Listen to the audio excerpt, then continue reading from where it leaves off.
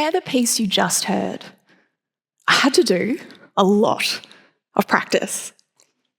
The thing is, practice is the loneliest work that we do as musicians. In a room, often for hours, refining skills and developing ideas in order to fully realise our craft. Practice, for a musician, is absolutely essential. But there's an important career lesson we get drilled into us early on. If people don't see you doing things, they forget that you exist. The loneliest and least visible year of my career was 2020, when COVID-19 turned the world upside down. In the blink of an eye, all my professional performance work was just gone. It was the first year in over a decade of professional life where I didn't have a single public performance. And quite frankly, it almost broke me. Everything was cancelled or rescheduled or postponed indefinitely. And I was left trying to figure out if I could even call myself a performer if I wasn't, well, performing. Once again, if people don't see you doing things, they forget that you exist. Before the world closed down, a friend invited me to do something I'd never done before: film content for his YouTube channel. It's a little while before that video was released to the world, and I don't think I realised just what it would teach me. You see, that friend was Brett Yang from Two Step Violin. Brett and his comedic partner in crime, Eddie Chen, changed the course of my career that day. By being in that first two-set video, I learned that a common industry belief that audiences for classical music are dwindling and aging wasn't quite accurate.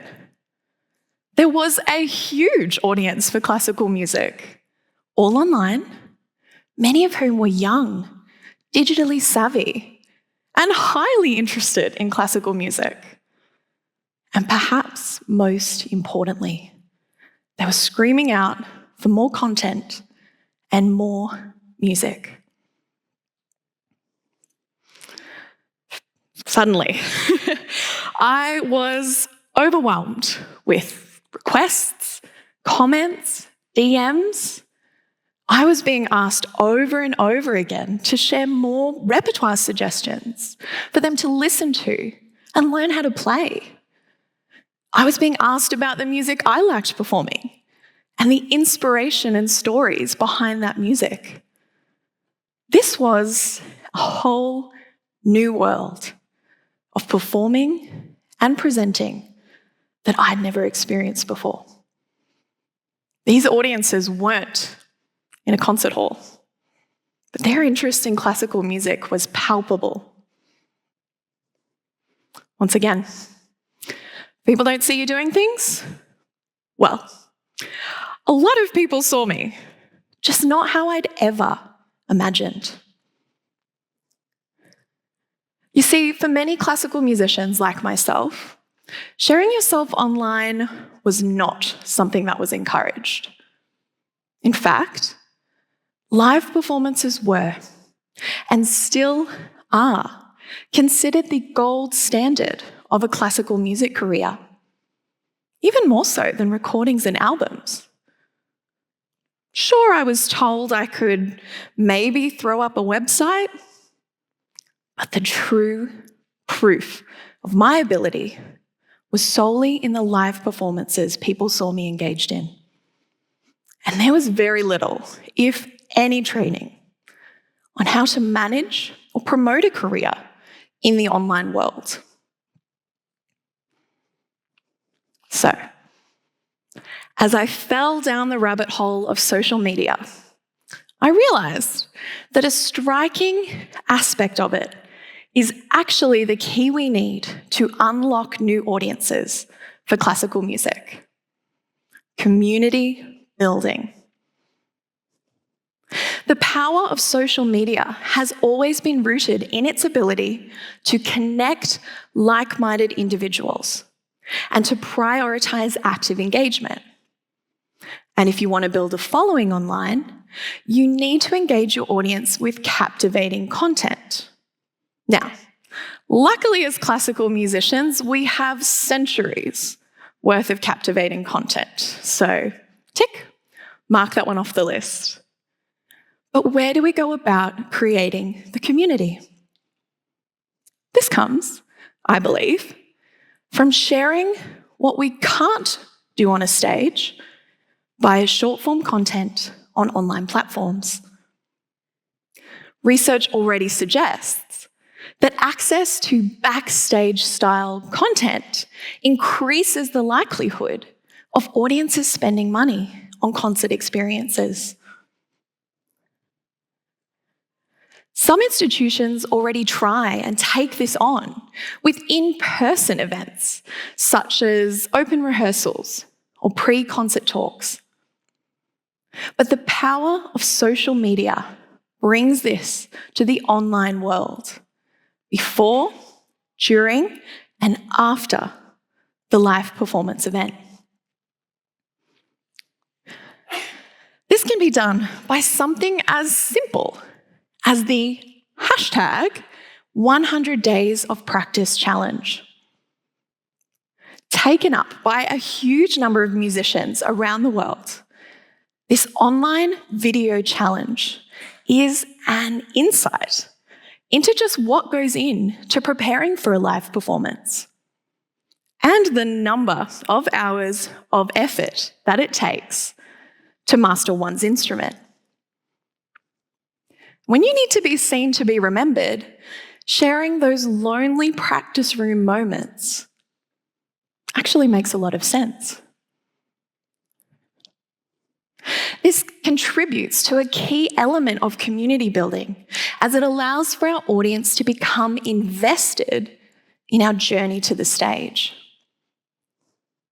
And on that journey, there's another special parallel between social media and classical music that we should think about, and that is storytelling. We tell all manner of stories on stage as musicians. We share joy, passion, heartbreak, grief, and more. So we bring the music to life. We take our listeners on epic sagas and tragic journeys, all without uttering a word. And when you consider that social media platforms have flourished on the story time sharing model, doesn't it seem fated that classical musicians should find new ways to share the stories of their music online? To illustrate this, let me share with you, in 1 minute, the story of a doomed chicken. Imagine, a chicken has woken up on a beautiful day on the farm, stepping out of the hen house and enjoying the sunshine. Maybe it goes for a little wander, maybe it has a little peck in the grass, before suddenly the mood changes. The feeling is odd.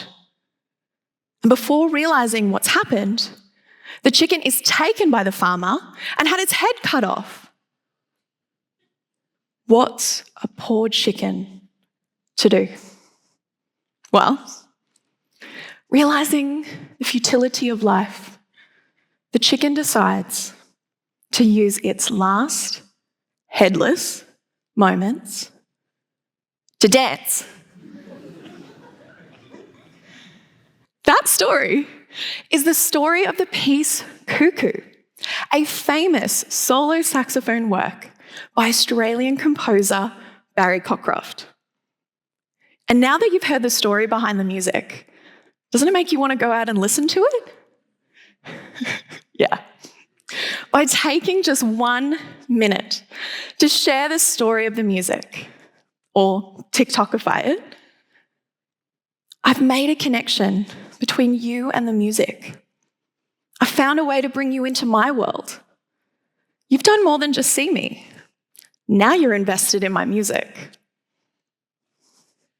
Now, if we're going to TikTokify classical music, then aren't we just reducing some of the most powerful and majestic works of art into easily digestible short-form content, stripping away meaning and context to the work?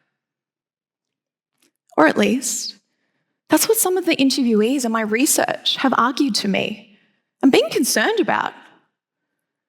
But what became clear is the goal is not to replace the stage with social media, but instead to provide some of the reality, the authenticity, the personal, and the stories in a way which is inconceivable from a stage. We're not abandoning our traditions, we're adding to them. It turns the musicians themselves into a marketing tool, rather than just the repertoire. Sure, sharing a recording of the most passionately interesting section of a musical work will create interest for a live performance event. But what will likely gather more attention and more excitement is a follow-up series of videos explaining the musical language and how to unpack it as you listen. An explanation of the emotional storytelling behind the composer's intentions. And a little bit of insight into those lonely practice moments preparing for the stage. This creates an entrance point for someone who's never been to a classical music concert before. And research shows increased familiarity with the music improves audience experience. We classical musicians certainly know how to put on a good show, but perhaps we haven't been the best marketers of our own product. With all the changes the last 4 years have brought, I believe it has been proven that live performance is highly valued across all musical genres. And I don't think we would ever seek to entirely replace the live experience with social media. But if we want to bring more people into our classical music bubble and connect with the interested new audiences out there, then we need to find new ways to share and tell the stories of our music in the digital landscape.